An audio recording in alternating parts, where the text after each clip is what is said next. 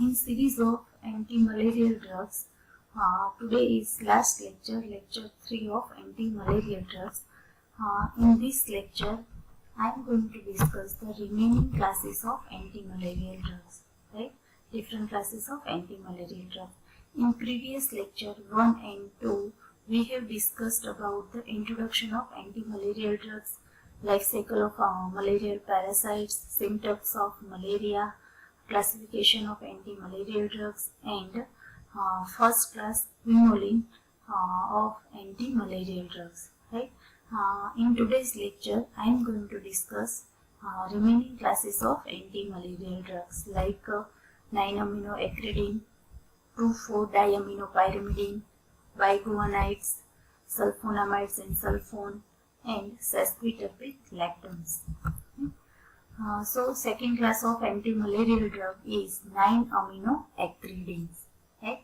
Examples are quinacrine, acrequine, and aminoacrequine. Right? This drug contains acridine ring in its structure. Acridine ring is heterocyclic ring, that is 3 fuse ring system.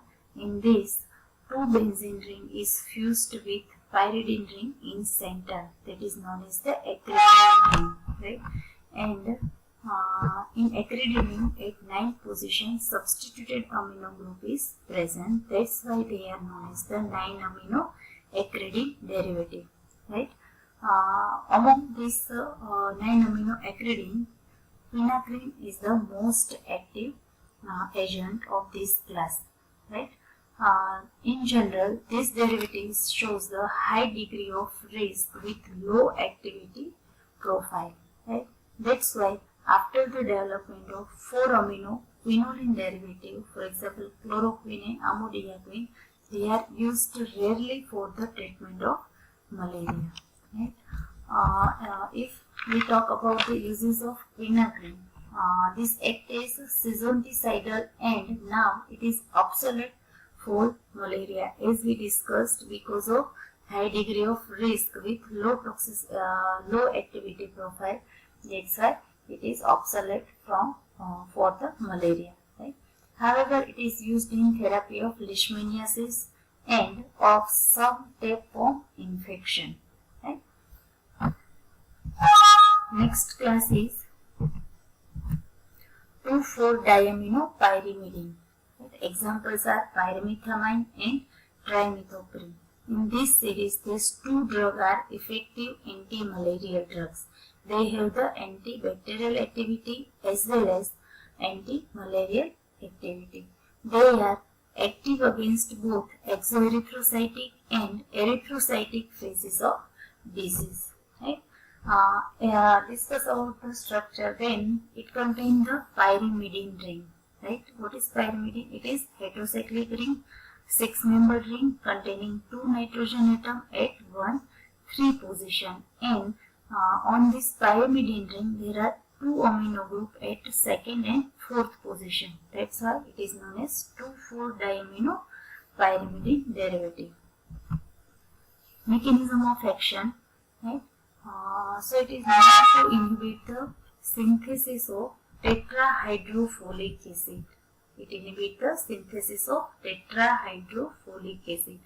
Now, what is the importance of tetrahydrofolic acid? Tetrahydrofolic acid acts as a precursor or as a raw material for the synthesis of protozoal RNA, DNA, that is nucleic acid, and protozoal protein synthesis.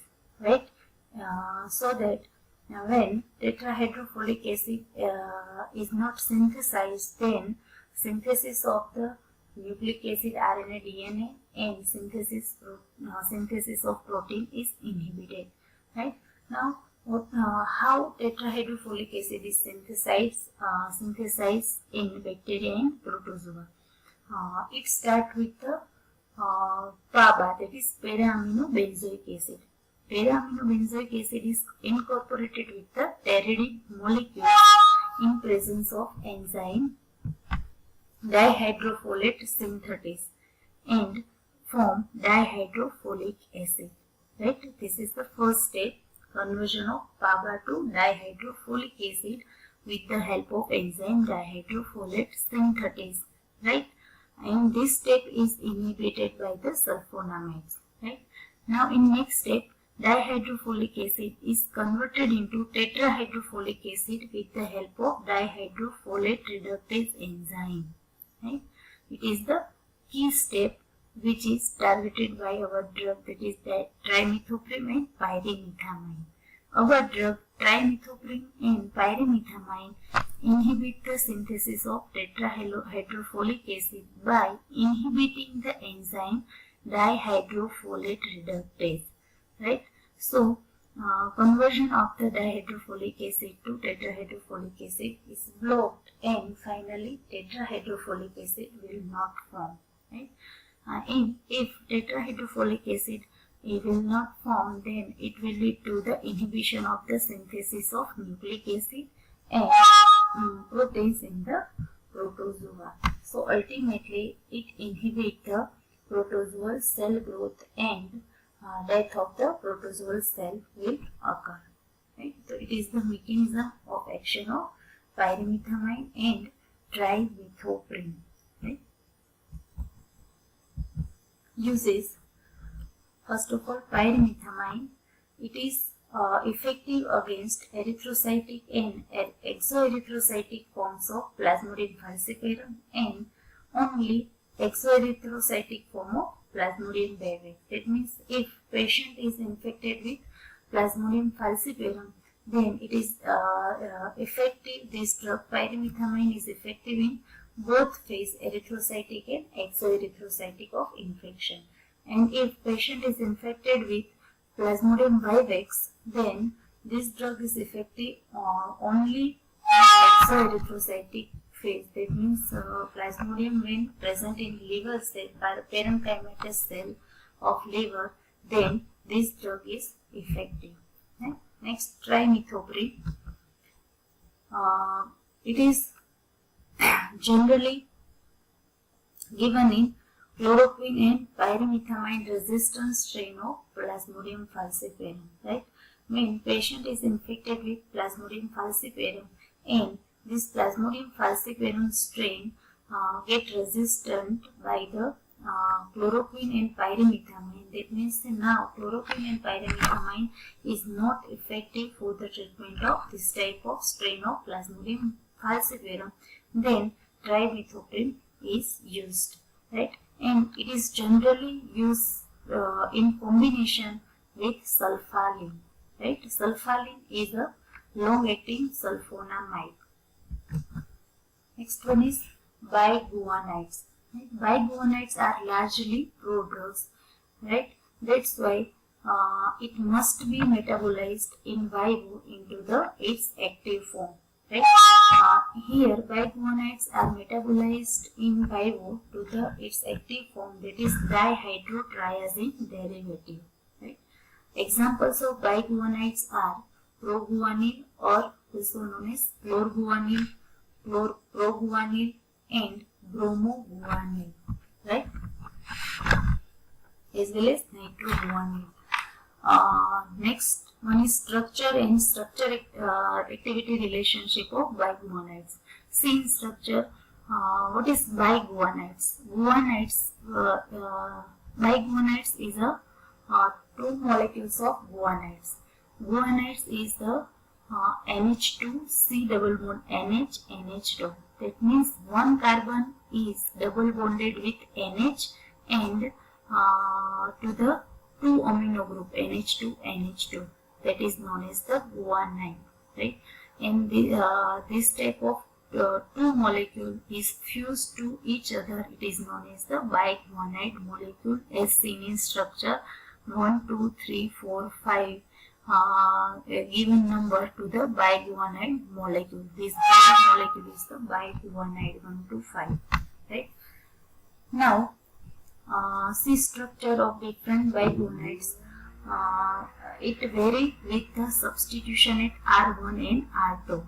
In proguanil, R1 is chlorine and R2 is hydrogen. Right? In chlorguanil, both R1 and R2 are chlorine molecule atoms. Right? Then bromoguanil, R1 is bromine and R2 is hydrogen. In case of nitroguanil, R1 is nitro group and R2 is hydrogen. Right? This is the different structure of biguanides. Now structure activity relationship, right, is shown in the structure N1. Right? Presence of the N1 aryl group is important for the activity. Right? It is essential for the activity. That means at first nitrogen there is a one aromatic ring or aryl group should be present for the activity, and second group or second aryl group or introduction of second aromatic ring will decrease the activity. That means at first nitrogen only one aromatic ring should be present for the maximum activity. Introduction of second aromatic ring at N1 lead to decrease in activity. Right? Now we see further substitution on this aromatic ring, that is R1 and R2. Right? At R1 and R2, if they have the dihalogen group, that means both at R1 and R2 halogens are present, that is dihalogen substitution in position 3 and 4 of aromatic ring will lead to the potent drug. Right? Increases the activity of drug and drug become potent. Right? Now discuss about the different 3 nitrogen atom N1, N3 and N5. Right? If substitution of the alkyl group at all 3 nitrogen atom lead to the decrease in activity. Right? At N1, N3 and N5, if we substitute the alkyl group, then activity of the compound will decrease. Right? Now at last, see at the 5th nitrogen atom there is a isopropyl group, CH3 CH3. Right? That is a isopropyl group. Right? So activity with normal propyl, that is CH2 CH2 CH3 single chain, that is the normal propyl. In this branched propyl is known as the isopropyl. Right?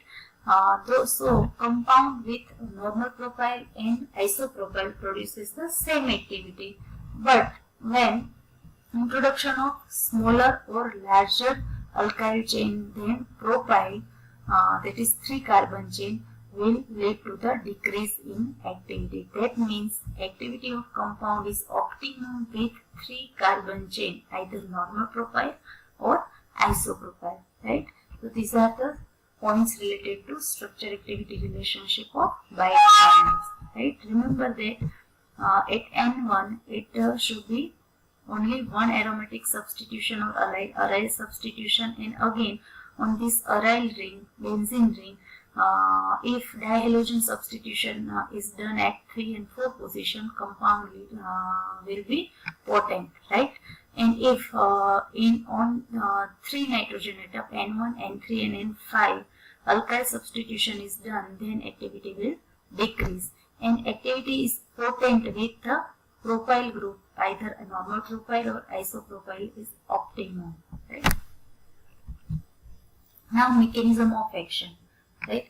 As we said that proguanil or biguanides act as a prodrug, then it must be metabolized into its active form inside the body. Right? So for example, we take proguanil. Proguanil is biguanide, act as a prodrug, and it get metabolized into its active form, that is triazine derivative cycloguanil. Right? See in structure, this red color encircled NH group loses proton H plus and gets cyclized with this carbon by making bond with this carbon, right, and form the triazine ring. This open chain gets cyclized into triazine ring, right? So that now this triazine ring, it is again disubstituted with 2 amino group, right? 2,4-diamino triazine ring, right? Now this 2,4-diamino triazine ring has the structural and functional similarity with the pyrimethamine, right? 2,4-diamino pyrimidine and 2,4-diamino triazine ring have the structural similarity, right? That's why this cycloguanil or triazine derivative, diamino triazine derivative, have the same mechanism of action as pyrimethamine. Like pyrimethamine, it also inhibits the synthesis of tetrahydrofolic acid by inhibiting the enzyme dihydrofolate reductase. Right? Dihydrofolate reductase enzyme is inhibited by the cycloguanil and ultimately inhibit the synthesis of tetrahydrofolic acid. Right? And now tetrahydrofolic acid is not formed, not produced, then synthesis of the protozoal nucleic acid, RNA, DNA and protozoal protein synthesis will be inhibited and ultimately lead to the death of protozoal cell. Uses, they are effective against the pre-erythrocytic phases of malaria. Right? That means when protozoa or sporozoid present in the pre-erythrocytic phase, that is parenchymatous cell of liver, then this drug is effective. It also effective against erythrocytic form, but its activity is low in erythrocytic form. That means when plasmodium present in RBC or erythrocyte of human host, then this drug will have the low activity. Then sulfonamides and sulfone. Examples are sulfadiazine, dapsone and diacetyl-dapsone. Sulfadiazine is sulfonamide derivative. It possesses the sulfonamide nucleus. And dapsone and diacetyl-dapsone is a sulfone derivative. It possesses the sulfone nucleus. Right? Now this dapsone or sulfones were shown to be effective against Plasmodium falciparum. Right? Its combination with quinine and pyrimethamine against chloroquine resistant strain of Plasmodium falciparum is active, is known. Right? These sulfones generally given in combination with quinine and pyrimethamine, right, to treat the malaria due to the chloroquine resistant strain of Plasmodium falciparum. Right? Now dapsone it has the mild toxicity and prolonged duration of action. Right? Both sulfonamide and sulfones active only against erythrocytic stages of malarial parasite. Any Plasmodium present in the erythrocyte that can be inhibited by both sulfonamide and sulfone. Right? But it is they are ineffective to the Plasmodium vivax infections. Right? Mechanism of action: it inhibits the again synthesis of the tetrahydrofolic acid, as we seen in mechanism of pyrimethamine and trimethoprim. Right? Sulfonamide inhibit the enzyme dihydrofolate synthetase. Right? That's why inhibit the synthesis of dihydrofolic acid. Right?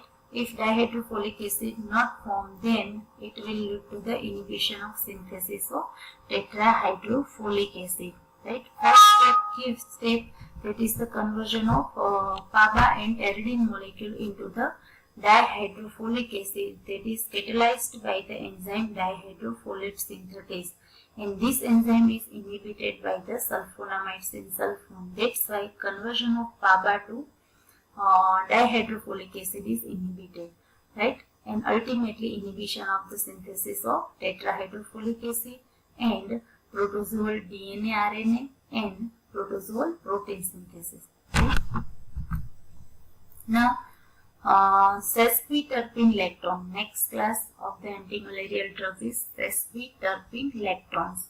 Examples are artesunate, artemether and artemisinin, etc. Right? This is the artesunate. This one is the artemether. Same structure. It contains the peroxide group here. Right? This one is peroxide group in both cases, and lactone ring has trans configuration. Right? It fused with other ring by trans configuration. Right? And it has an unusual 1,2,4 trioxane ring. See, this peroxide breeze 1, 2 and 3, right? 1, 2 and 4. 1, 2, 3 and 4. This is from the 1, 2, 4 trioxane ring, right? Which contain the peroxide breeze. This 1, 2, 4 trioxane ring contain the peroxide breeze here, right? These are the sparingly soluble in oil as well as water and well absorbed from the GI tract, right? It has shown promise in the treatment of drug-resistant form of malaria. The other drug-resistant form of malaria can be treated by these sesquiterpene lactones, right? Next, mechanism of action. It is known to produce oxidative mechanism, right? It is known to produce oxidative mechanism. At the molecular level, it is possible that oxygen-oxygen bond of the peroxide breeze, as this seen in structure, oxygen-oxygen bond of peroxide breeze is known to break down into the electron by the electron transfer, right? Breakdown of the oxygen-oxygen bond of peroxide will occur due to electron transfer, and it will lead to the generation of oxygen-centered radical species, right? And this radical species could be responsible for the destruction or destructive effect in plasmodium cells. It causes the destruction of erythrocyte as well as different membranes of the plasmodium, and it produces the toxic effect to the plasmodium cell and cause the death of plasmodium cells, right? Uses artesunate. It is the first line treatment for children and adults with severe malaria, usually in combination with another anti-malarial drugs, right? It is also active against the Plasmodium ovale and Plasmodium malaria. Next, artemether. It is used for the uncomplicated malaria caused by Plasmodium falciparum, chloroquine resistant Plasmodium falciparum, or chloroquine resistant Plasmodium vivax, right? When person is infected with Plasmodium falciparum and Plasmodium vivax and it gets resistant from the chloroquine, then it can be treated by using this type of drug, right? It also can be used in the severe malaria. So that is this is all about the anti-malarial drugs.